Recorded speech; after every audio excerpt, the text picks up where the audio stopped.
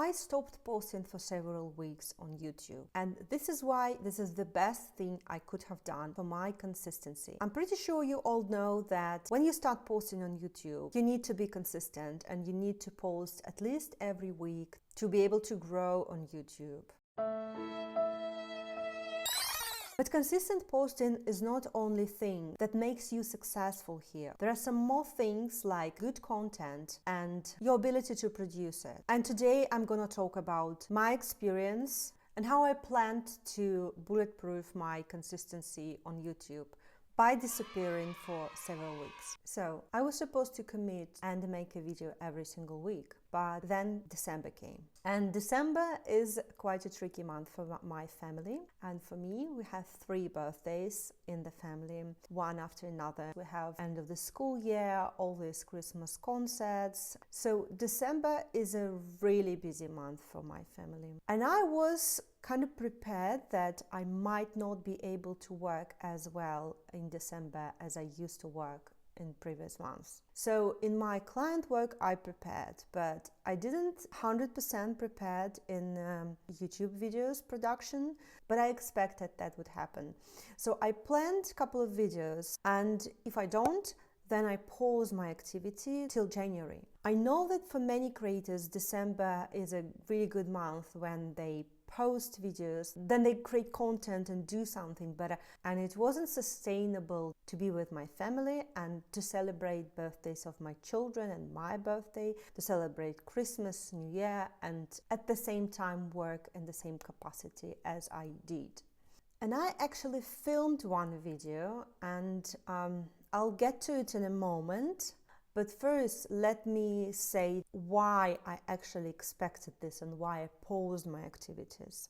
I experienced severe burnout in other projects, and I know that when you're burnt out, content creation is not only not sustainable, it's just impossible. You're not able to produce that high quality content as you may, because what you want is well thought content that resonates with your audience, and a high quality content both in scripts, information that you're giving to your people, and of course visually.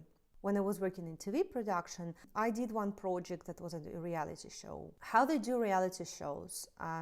There are people who are responsible to develop a situation that may happen between participants. Those people monitor closely the situation. They basically manipulate people to, what's the word in English? To sort of escalate the situation. Good way, bad way, it doesn't matter. It has to be emotional. And participants do not know many things like that are going on in the show, because if you know like why actors considered to be good when they play these emotions, you can't play an emotion if you're not an actor. The participants in reality shows, they are real people, and real people do not have those tools or those talent as actors.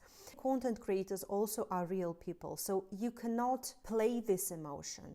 You could not play that you're well rested, that you're feeling happy, or any other emotions, any other feelings that you have. That's why it's important to be genuine. Camera does not lie. Camera will show everything you experience. It's one of the reasons you may want to approach content creation not only consistently, but responsibly. You have to be responsible for your own state, for yourself, and for your audience. And I actually filmed a very good video in December. It was a huge video. It was well thought. It contained a very good research I did. It contained so much information. It would be a really good lesson and a tutorial. But then I realized that because I wasn't well rested, because I was thinking of creating a video that I just must do, I created the wrong one just because I wasn't well rested and I couldn't think clearly. But this video was for beginners in my space, and that's actually my past. It was not the right audience. It was a tutorial, and here on my channel I'm talking about YouTube automation and AI, but I'm not doing the tutorials because there are so many great people who are doing those tutorials for all of you guys, for everyone, and for me as well, because sometimes when I want to learn some tool or some service that I haven't tried, I would just go to one of those amazing people and see what they show, what they do with this, just to be in the loop of what is going on in the field and not waste my time on this. Sometimes in my work, I don't need to use every single tool, but I need to know about them. And when I'm not doing tutorials, I'm working with different people, and those people, they do respect tutorials, that they wouldn't go and watch many tutorials. They want to research and find and just take the solution they need, not to play around with all AI tools at the same time themselves. I mean, it's fun, but when you're doing work and your time costs a lot, you wouldn't probably do 100% yourself. You would do your work and you would delegate some other work to other people who do it really well. Unless it's just some fun and you would like to learn a skill just for fun. And those people, those established experts, they don't need tutorials. What they actually need, they need systems that work for them. And advice I give here, it's not exactly for beginners, but the established experts I work with, they're building personal brands strategically. This is basically what we're doing here. We're not doing just YouTube marketing and AI automation. I'm doing like the whole package that works for your personal brand. And this is not for the beginners. Why? Beginner content creators, and when they just want to be in this space, in this field, they want to learn all these YouTube skills. They need experiments with their content because they don't know what's going to work, what's not going to work. They don't know what they would like to talk about. And that's why all advice for beginners is just create content on your different interests.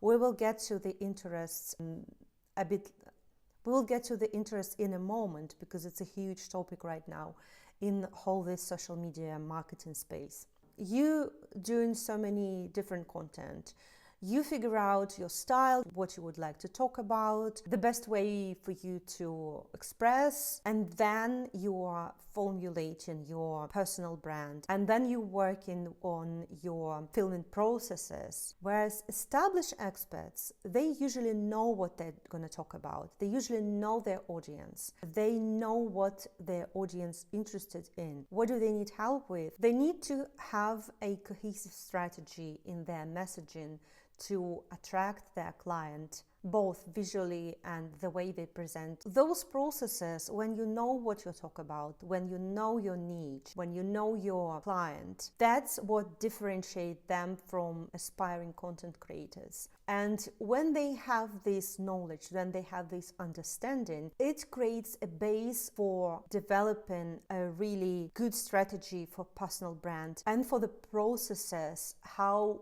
they create this content. Let me get back to interest era. So at the moment, every single marketer or social media coach is saying that now we are shifting from influencer era to interest era. I think Gary Vee started this and he knows the stuff really well. What that actually means, you have to create content, you have to talk about your different interests, not only about your specific topic, but I would say for established experts, you have to think thoroughly about what you're talking beyond your expertise. I fully support bringing up your interests and what actually you're inspired by in your life, but it has to be cohesive messaging within your personal brand. So you have to be very cautious of what you're expressing if you want to be professional. I'm not saying not to do it. I think that this is a really great idea so your people can connect you through the emotions and know you better as a person, but you have to be quite cautious not to damage your professional personal brand. This is what I'm talking about. And when your personal brand well thought through, it not only cohesive in messaging, it's also liberating because you definitely know what you're going to talk about and what you're not going to talk about. Say, I love tech. I just love tech. I'm the person who does all the digital and tech management in our family. Not my husband, who knows it well as well, but me. I manage all the devices, mine, my children's devices. I update them. I do parental controls, and my parental controls are quite strict, believe me. Any tag my family requires, I'm in charge. Sometimes I think that I need to open up and I need to talk about this, how I am doing this tag, and maybe share it with other parents, and maybe share my vision on parental controls, on different stuff that affect many parents right now, like Roblox, Fortnite, whatever. But then I'm getting back to my work, and I understand that, especially in the beginning of my work, because I work with established experts, yes, they may be parents, but this is not the main point they're coming to me. This is not relevant. And yes, if I would like to talk about it, I can talk about it later on, and maybe on different platform, and maybe on different YouTube channel. But right now, I don't have time for this.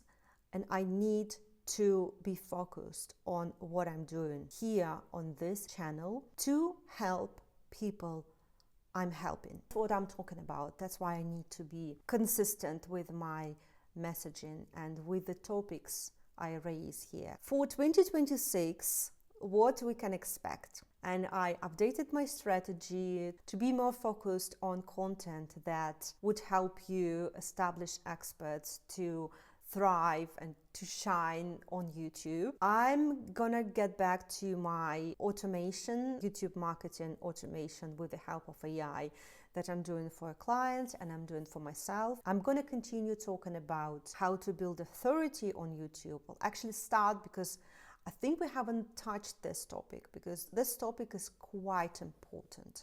So not only automation, but like generally authority and personal brands on YouTube, and how you can embrace it and how you can be more consistent by being clear in your messaging, and how can you embrace your authority and have a good strategy you can follow. Like, you know, when you say like make a plan and just follow it, this is exactly the same. So I created a plan for myself. I created a plan for this channel, and I'm gonna follow this plan in 2026, and I intend to post every week. I'm gonna talk how you guys, established experts, can build your authority here on YouTube with all tips and tricks that I learned through my marketing career, from my content creator career, and of course, new technology, automations, and AI. Please subscribe if you haven't, and see you soon.